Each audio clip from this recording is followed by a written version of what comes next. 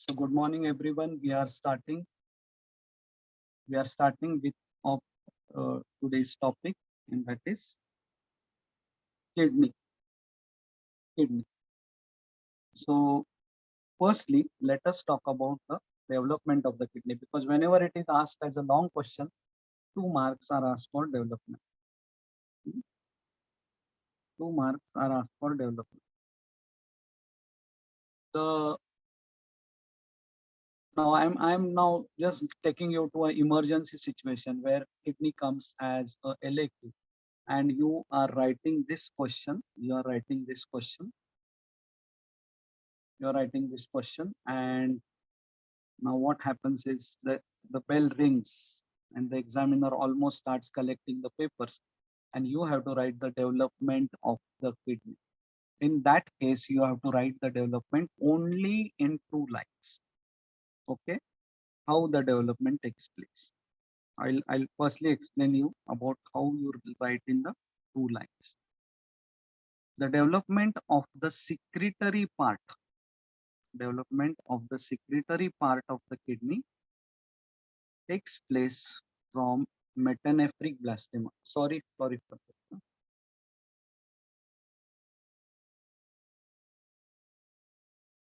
Takes place from the metanephric blastema. Metanephric from the metanephric blastema.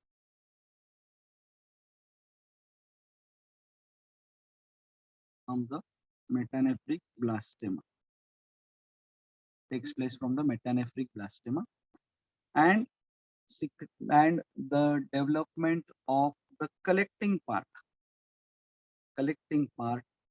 takes place from the ureteric bud, which comes from mesonephric duct.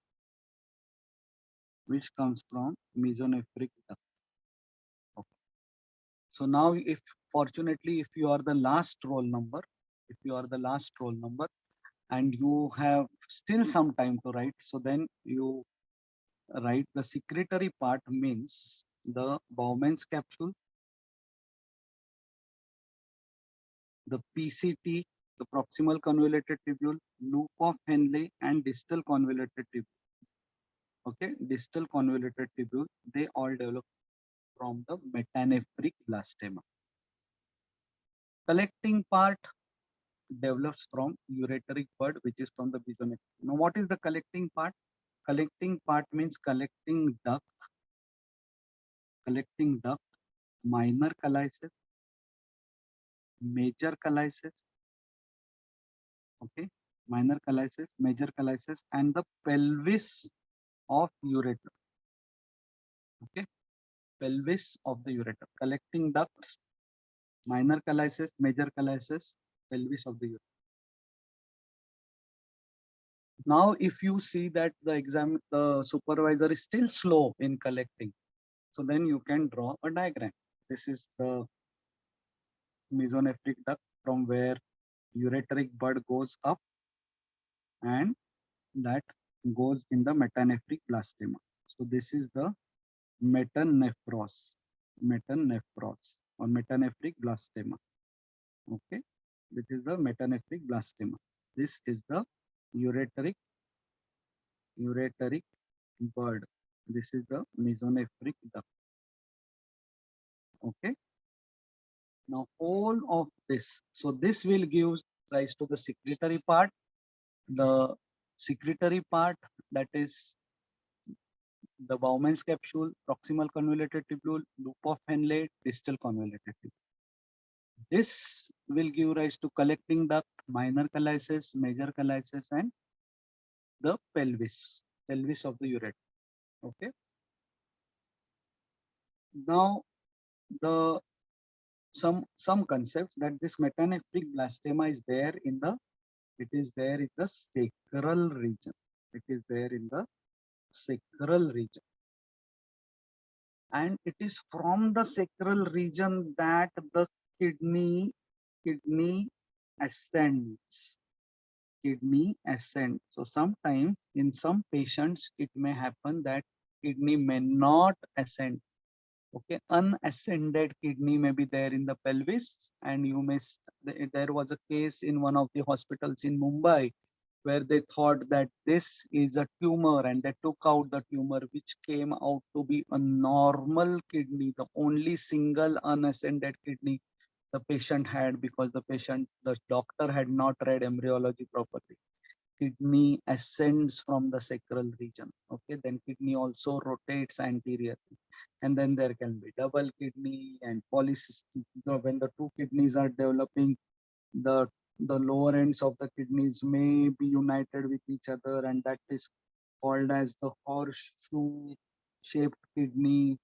Okay, and sometimes the both kidneys may unite, and it will cause what is called as pancake kidney. And then sometimes this collecting and collecting part and secretory part fails to unite, and then we get a kidney which is called as polycystic kidney, which is called as polycystic kidney. Okay, so two kidneys unite to form pancake kidney, polycystic kidney. The lower ends unite to form horseshoe shaped kidney. Then there is unascended kidney. Okay, then there is unascended kidney, unrotated kidney, double ureter. All such things are there. Now with that background, let us start writing the anatomy. Now we'll talk about the anatomy of the kidney. Kidneys are bean shaped, and beans are kidney shaped. Whenever they taught us about beans in our childhood, they told us beans are kidney shaped. When they taught us kidneys, they said kidneys are bean shaped. Now this, whenever you talk about location, whenever we talk about location, this diagram has to be very firm in your uh, minds. So you have to just draw like this. Okay. So kidney is occupying all the four regions. All four of the 9 regions, kidney is occupying 4 regions. The hypochondriac regions, like the lumbar region, the epigastric, and the epigastric region and the umbilical region. Epigastric region and the umbilical. All these 4 regions are occupied by each of the kidney. Now let us talk about the way. Now here also the right kidney is slightly lower than the left because of presence of liver. This L1 passes to the upper part of the hilum of the left kidney and lower part of the hilum of the right kidney. Okay. The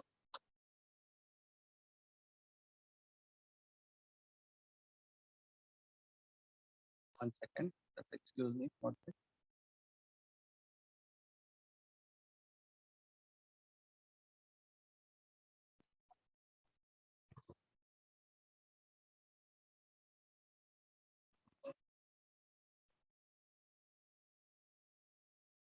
Okay. Now what are the parts of the kidney? Parts of the kidney. Okay.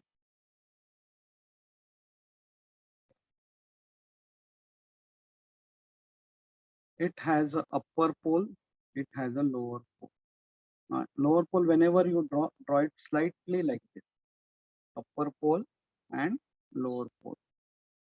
Upper pole is flat, lower pole is pointed.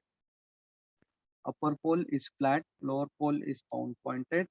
One word, flat, pointed. Outer border is convex, inner border is concave. Anterior surface is irregular. Anterior surface is irregular, and posterior surface is flat. Anterior surface is irregular and posterior surface is flat. So that's the one word. Upper pole is flat, lower pole is pointed, inner border is concave, outer border is convex, anterior surface is irregular, and posterior surface is flat. Hmm?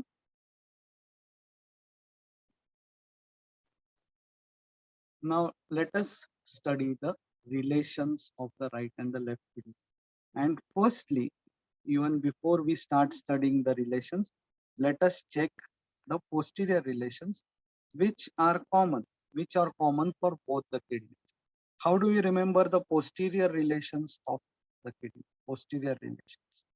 Posterior relations, there are four muscles.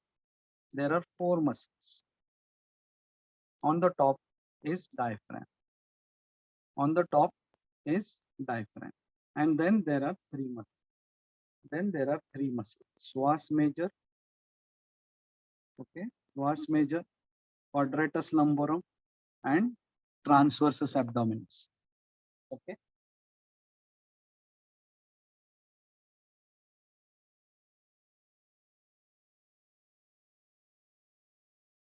Psoas major, quadratus lumborum, and transversus abdominis. Okay. So four muscles: diaphragm, psoas major, quadratus lumborum, transversus abdominis for both right and left kidney. And then there are subcostal nerves and vessels. Subcostal nerves and vessels. Okay. And then there is iliohypogastric, and ilioinguinal nerve. Iliohypogastric nerve and ilioinguinal. Okay. So there are four neurovascular structures: subcostal vessels, subcostal nerve, iliohypogastric nerve, ilioinguinal nerve. So four muscles and four nerves and vessels basically. But there are three nerves: ilioinguinal nerve, iliohypogastric nerve, subcostal nerve, and vessels. Now let us see the anterior relations. Now anterior relations, they are different on the right and the left side. They are different on the right and the left side. Now firstly, let us see the anterior relations of the left kidney. Anterior relations of the left kidney. So whenever we draw the anterior relations of the left kidney, we have to draw a triangle. We have to draw a triangle. This triangle represents the area related to stomach, area related to suprarenal, area related to spleen. So draw a triangle like this. Okay. Then the structures forming the stomach bed are there. Then there is pancreas. And major jejunum lies on mainly on the left side. So when we are talking about the left kidney, jejunum will be the main part and colic area will be here.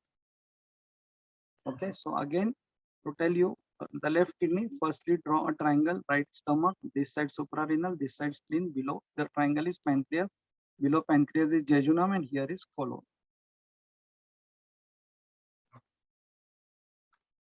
Now the left kidney, the right kidney. So whenever we are talking about the relations of the right kidney, the first thing we should draw is this. Like whenever we do the relations of the left kidney, firstly we draw a triangle. Whenever we talk about the relations of the right kidney, firstly draw the second part of duodenum. Then we draw lines like this. One for the suprarenal and major part for the liver. This is the hepatic. On this side, major part was jejunum. Here, jejunum will be a small part, and colic part will be larger. Here, colic part was smaller, your colic part is large. Okay, so right kidney, draw a line like this. Second part of duodenum, then 1, 2, 3 lines. One suprarenal, liver, colon, dividing it into 4 parts. So 5 organs. Okay, 5 organs. And this side, there are 6 organs. 6 organs related to the left side, 5 organs related to the right side.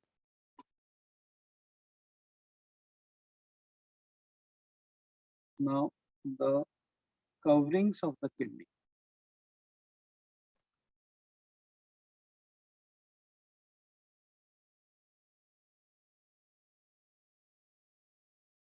Coverings of the kidney. One, fibrous capsule. One is fibrous capsule.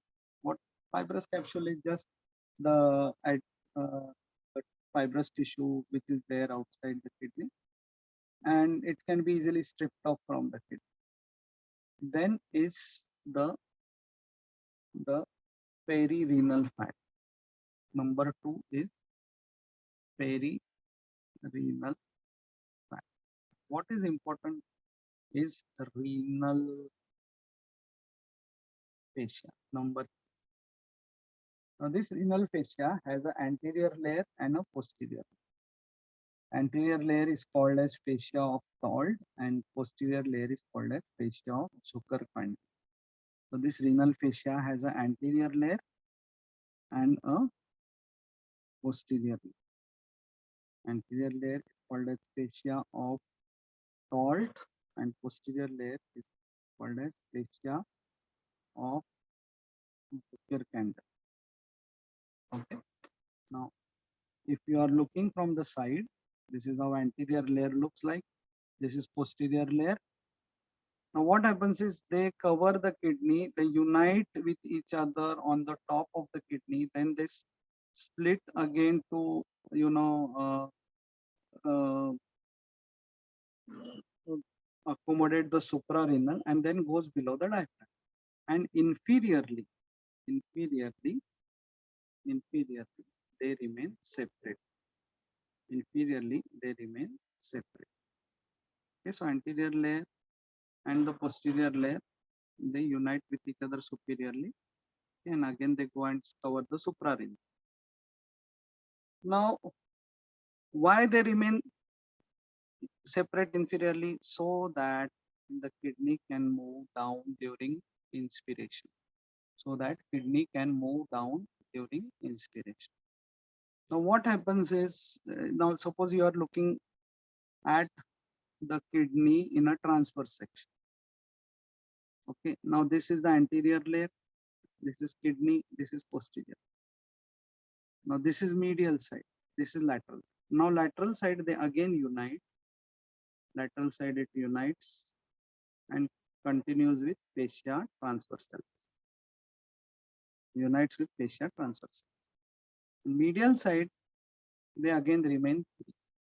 No one goes around on the medial side, the anterior layer will go around the para-aortic connective tissue around the aorta, and posterior layer, you know, it will go with the fascia covering the quadratus lumbar. Okay, and after this is the fourth layer. After this is the fourth layer, which is pararenal fat. So let us go back to this again.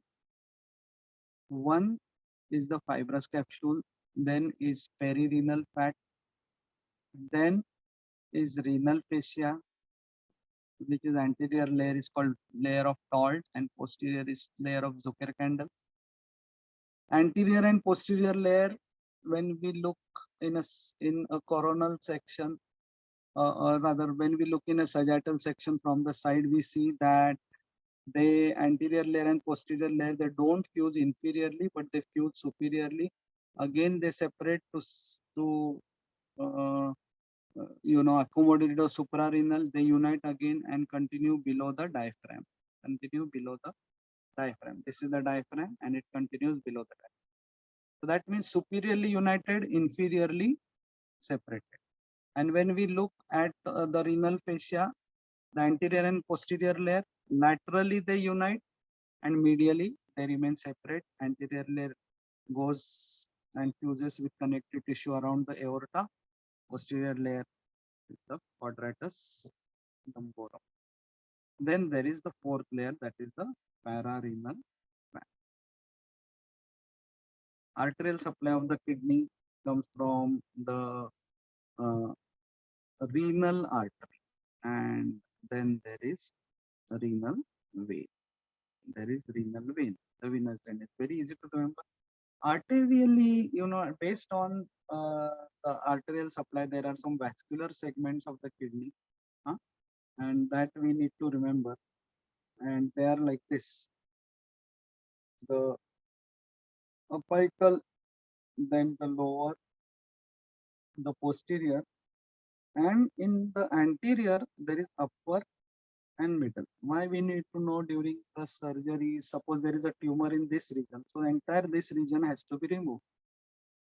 Okay, because this is a vascular segment. If this segment is affected or this artery is affected, then this part of the kidney uh, will, will be non-functional. Okay, so that's about the anatomy of the kidney.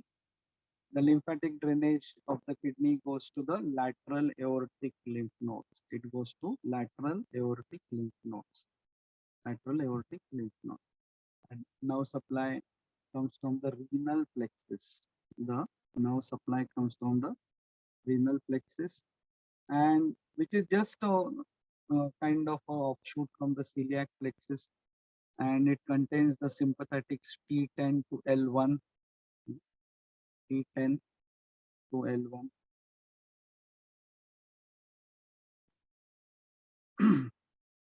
Now, the last component of the kidney, that is the applied anatomy. That is the applied anatomy. Whenever we write applied anatomy of any organ, you have to write firstly congenital anomaly. And we have many things to write here. We can write pancake kidney, where both kidneys are united, horseshoe shaped kidney, where lower ends of both kidneys are united. And we can also talk about the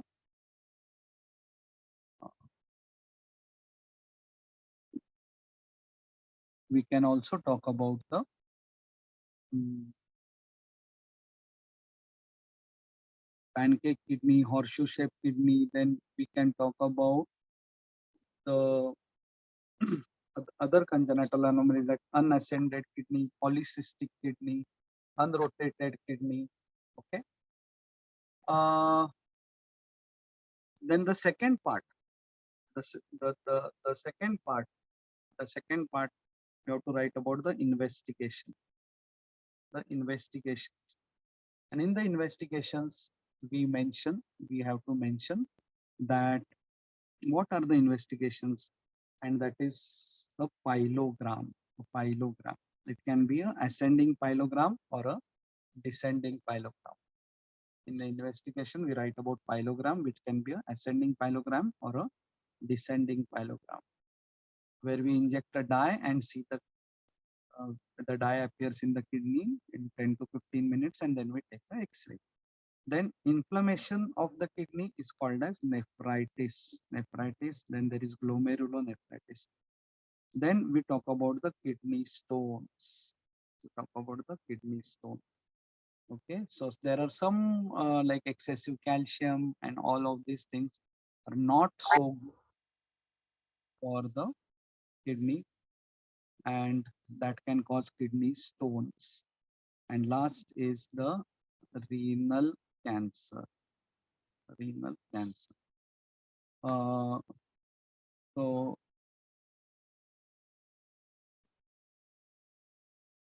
so that's all about the that's all about the kidney, and we stop here. Uh, thank you so much. Just give me some time. 1 second before I open it to discussion.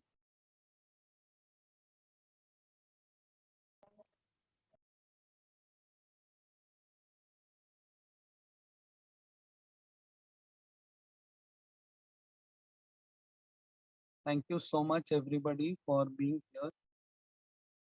Thank you so much.